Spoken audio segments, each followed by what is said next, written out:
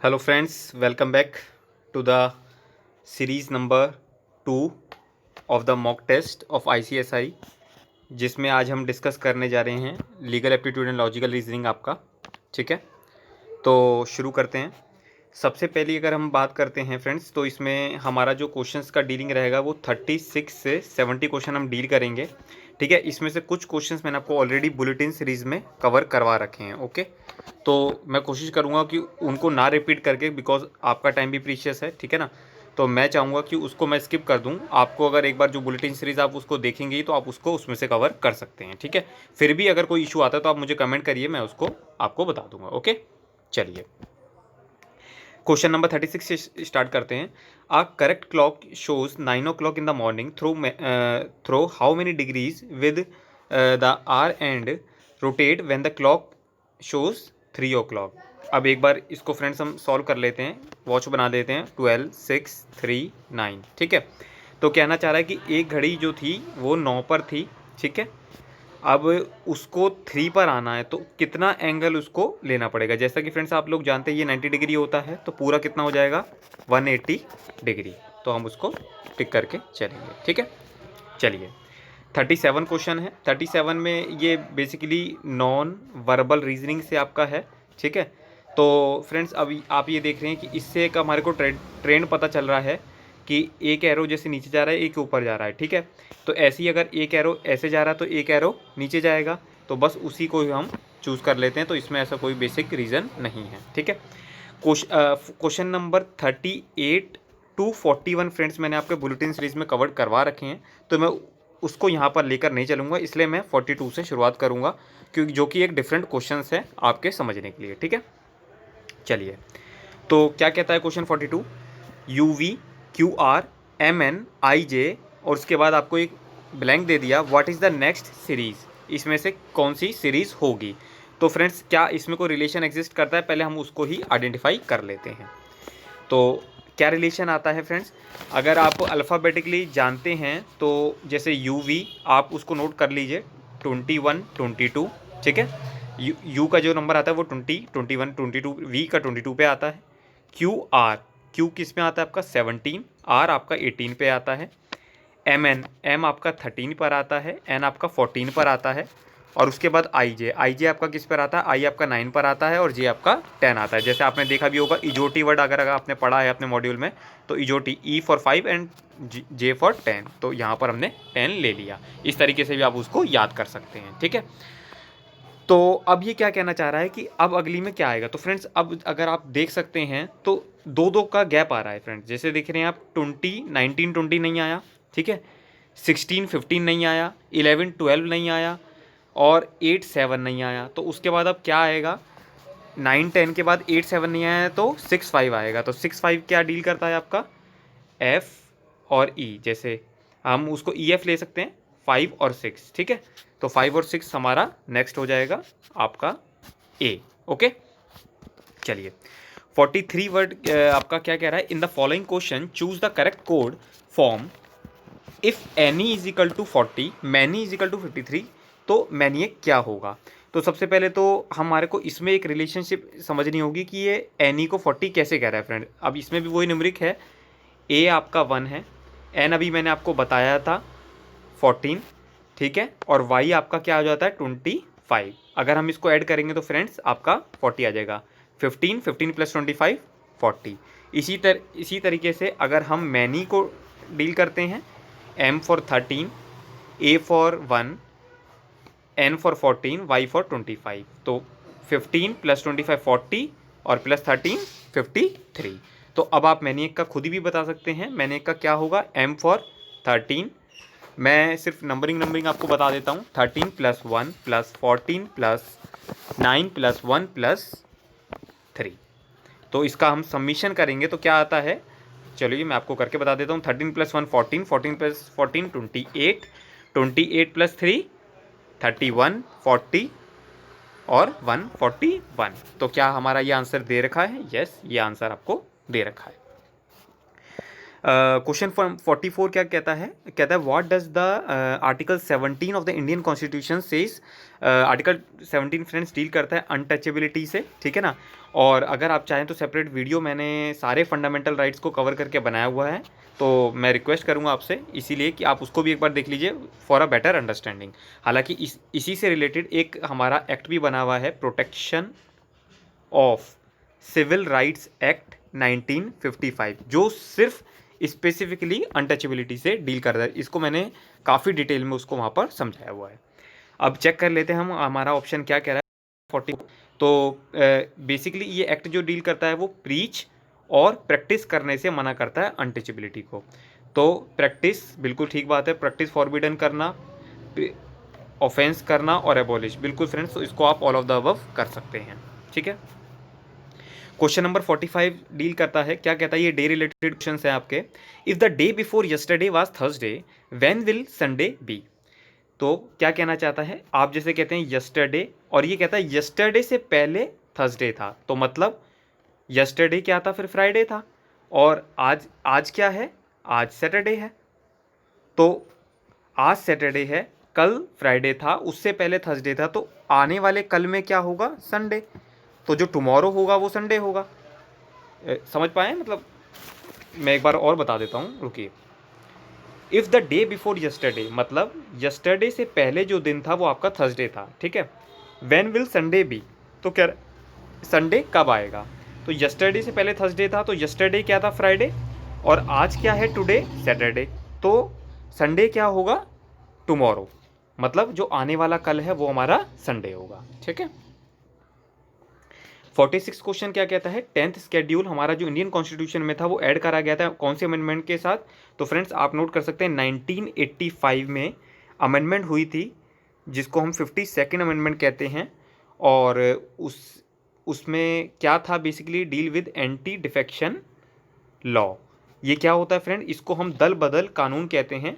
जैसे कि किसी भी पार्टी का पर्सन दूसरी पार्टी में चला जाता है, इस चीज़ को रोकने के लिए पहले 1/3 लिमिट फिक्स करी गई थी, जो कि अब 2/3 लिमिट फिक्स्ड है। ओके, कि 2/3 अगर मेंबर जाएंगे दूसरी पार्टी में तो ही हम उसको क्वालिफाइड मानेंगे, नहीं तो वो पर्सन जो है वो डिस्क्वालीफाइड हो जाएगा, ठीक है।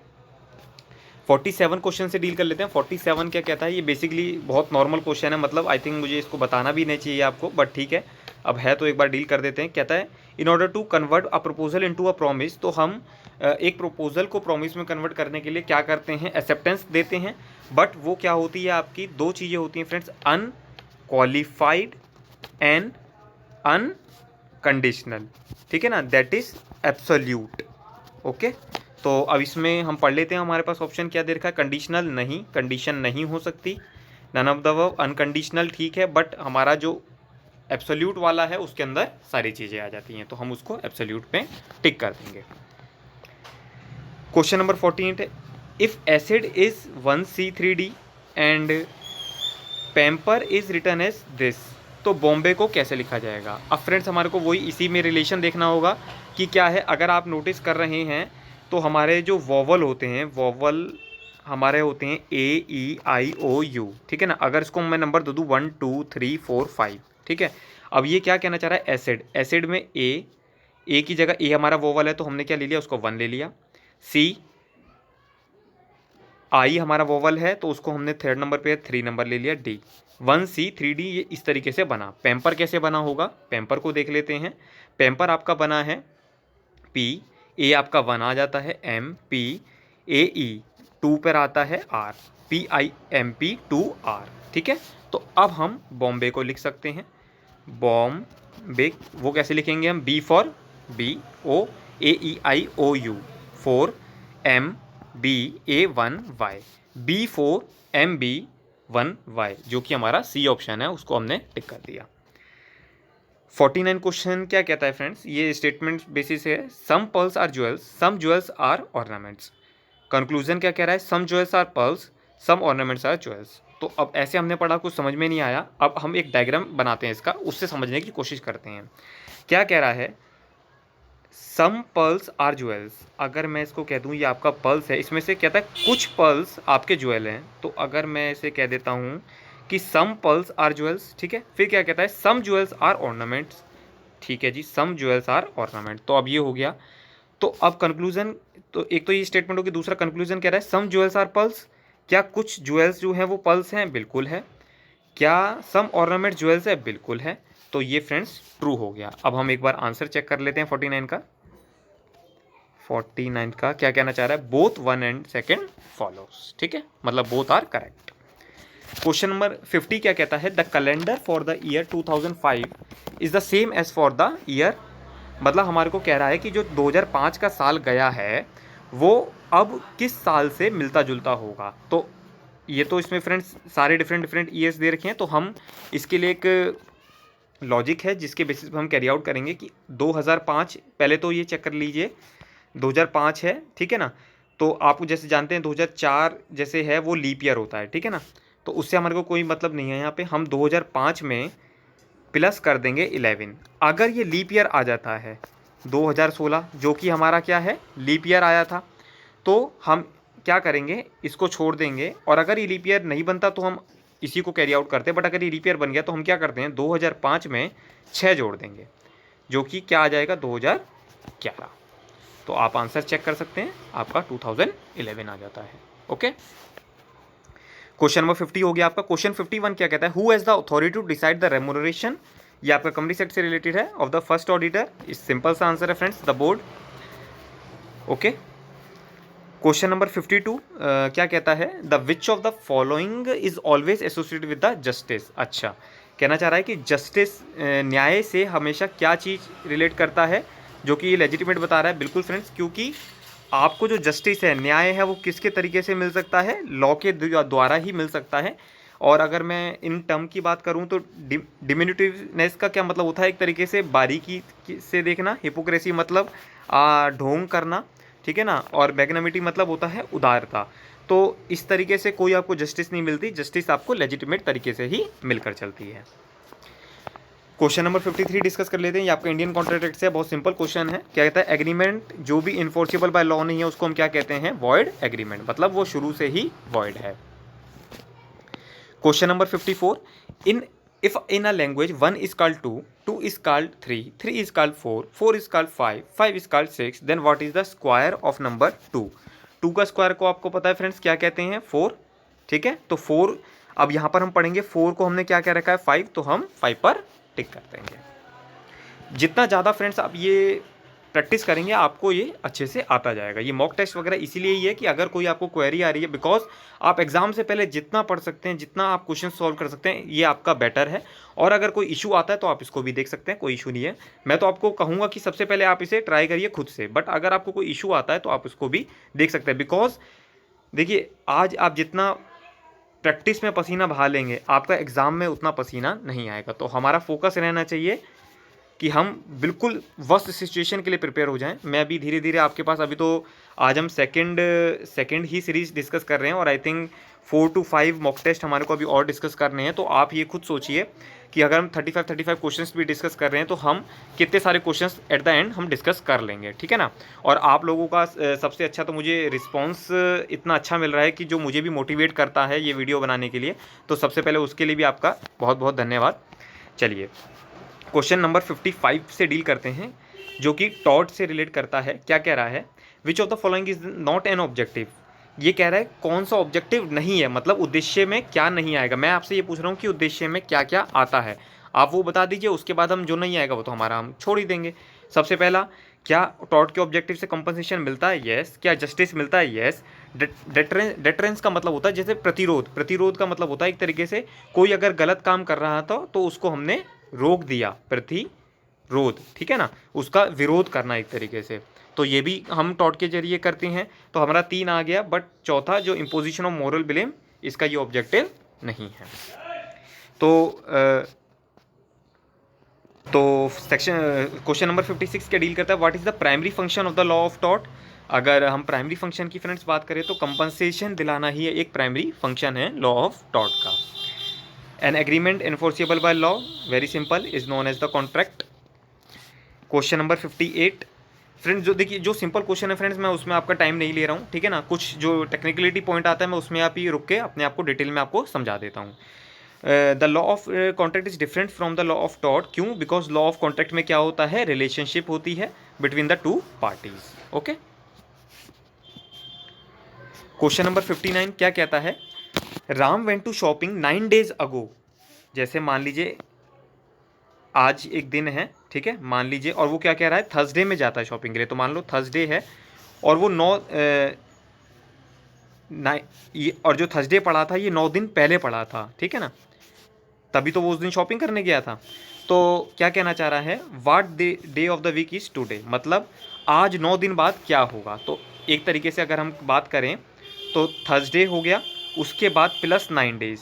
तो हम हाथ में भी गिन सकते हैं friends, Friday, Saturday, Sunday, Monday, Tuesday, Wednesday, Thursday, Friday, Saturday. कितना हो गया, 1 2 3 4 5 6 7 8 9.